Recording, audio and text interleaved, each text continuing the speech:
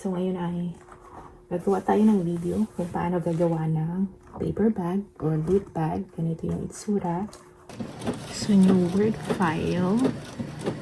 Dapat meron kang picture na dapat merong border.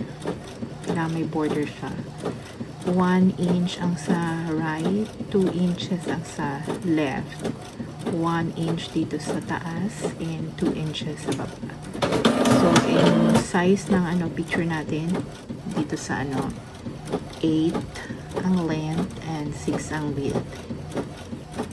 And then, mag-print ka ng dalawa nito, 1 in front and 1 sa back. Same lang na size. So, kung ang student mo is 20, so you will print 40 of this. Madali lang itong gawin.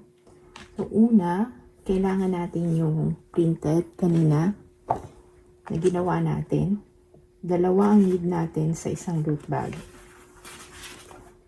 So, ito yung ating loot bag. And then, kailangan natin ng glue, Elmer's glue, and then scissors. So, yun lang need natin sa video na ito. Unang natin gagawin ay ipo-fold natin ito yung papel natin. Dapat ay sundan lang natin yung linya. Pwede nating ipaangat. Yan, patalikod. Pwede nating ipaangat yung linya para magandang tingnan.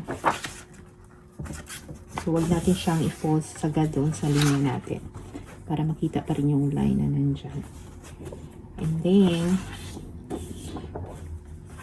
yung part na sobra dito sa ating margin na yan, dalawang side, ay gugupitin natin. So, yung line, follow mo lang siya doon sa na-fold mo at saka yung dito. Pwede kang gumamit ng ruler para tuwid na tuwid. Okay, and then the other side. And yung straight sa margin. Okay, so again, yung na-fold natin yung sa taas na part. Ganon din ang gagawin natin sa isang paper. Again, fold natin. Following the line, meron kang marker, yung linya yung border ng picture mo. Okay, ganon din, gawin natin yung sobra dyan sa margin. Gugupitin natin.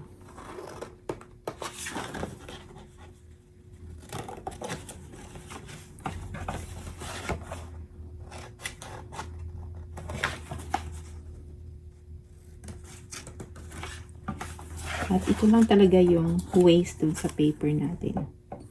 Lang yung kalat na ikukuha natin. So, naka-fold yung dalawa na ganyan. Nakita nyo.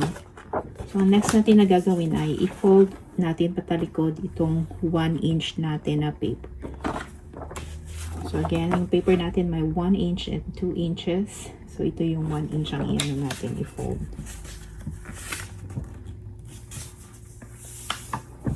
Yeah. And after that, naragyan natin ng glue sa side and sa center para kapit na kapit talaga. And then yung other paper natin, okay, yung 2 inch nyan, yun ang didikit dito sa 1 inch na isang papel.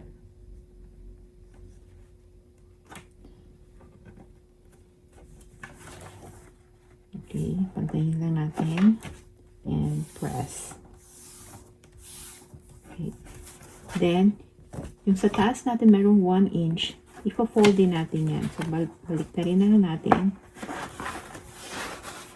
Fold natin yung 1 inch na isang papel. Press. And then,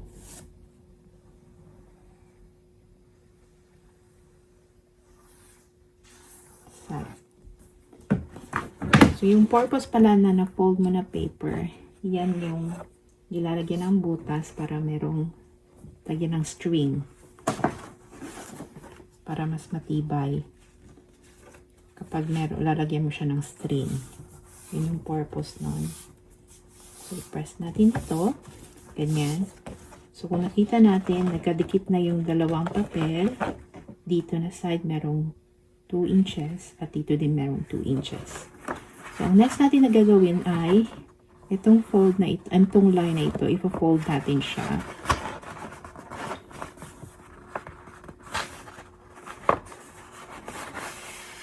Ang ganyan. Okay? And then, ipagdikit mo itong side nito at saka yung side niyan. So, yung center niyan ay mag-insert siya doon sa loob. Okay, and then fold natin. Okay, yung dahilan bakit nag-cut tayo doon para pag mag-fold tayo dito, hindi masyado siyang matigas. So, kung nakita natin, yun yung parang ano niya, kapag ano pa open siya is merong wide. Okay. And then, yun din ang gagawin natin sa kabila. I-fold natin yung isang ano dito, linya. Yung isa naka-fold na eh. And then, pag dugtungin natin o pag-connect natin yung dalawa. And the rest ay inside siya.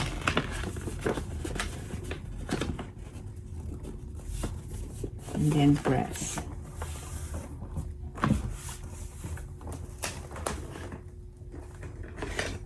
Okay, ang next part is, kung open natin ito,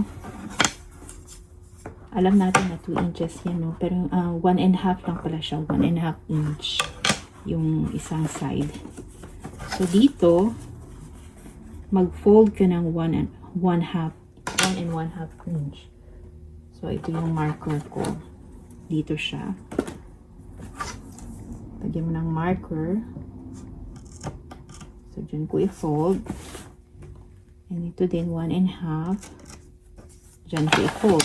So, kung nakita nyo, dito siya sa maangat siya dito. So, i-fold mo yan siya.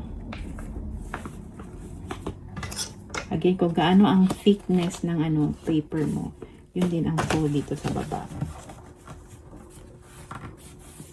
Okay. So, yan siya. Naka-fold na yung 1.5. And then, the next thing is, fold natin dito. The next thing is, mag-form tayo ng triangle. Itong edge dito, fold natin dito sa baba. Ganyan. So, kailangan natin yung mga lines. Kailangan natin diinan yung mga niyan, ng side. Ganon din dito.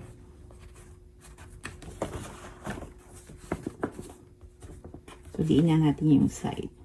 Kasi kailangan natin yung line dyan sa folding. Then, i-open natin.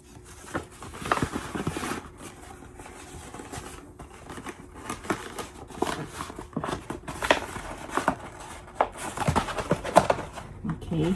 So, pagka-open natin yung fold dito, yan, i-fold natin siya ng ganyan. And then, yung fold na pa-triangle, i-press din natin. Sa kabila din, meron pa-triangle dito na side, i-press din natin. Ganun din sa kabila, fold natin yung papasok.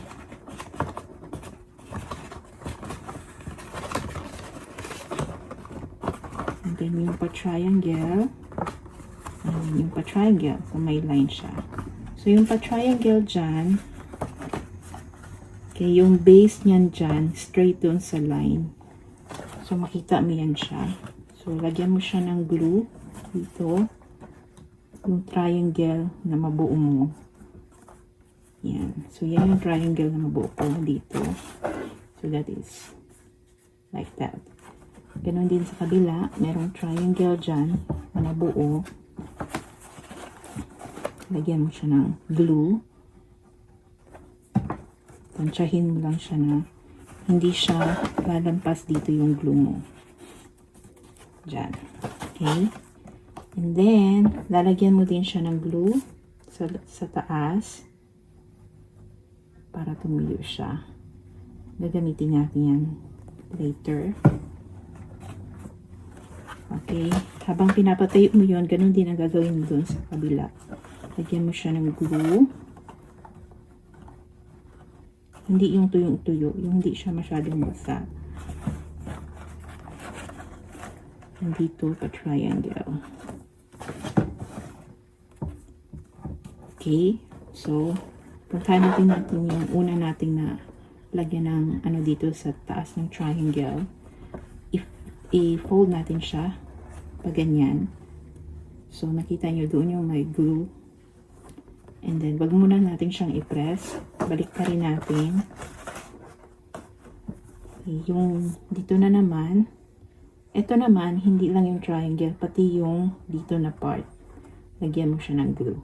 Kasi didikit yan siya dito. Ganito ang mangyayari.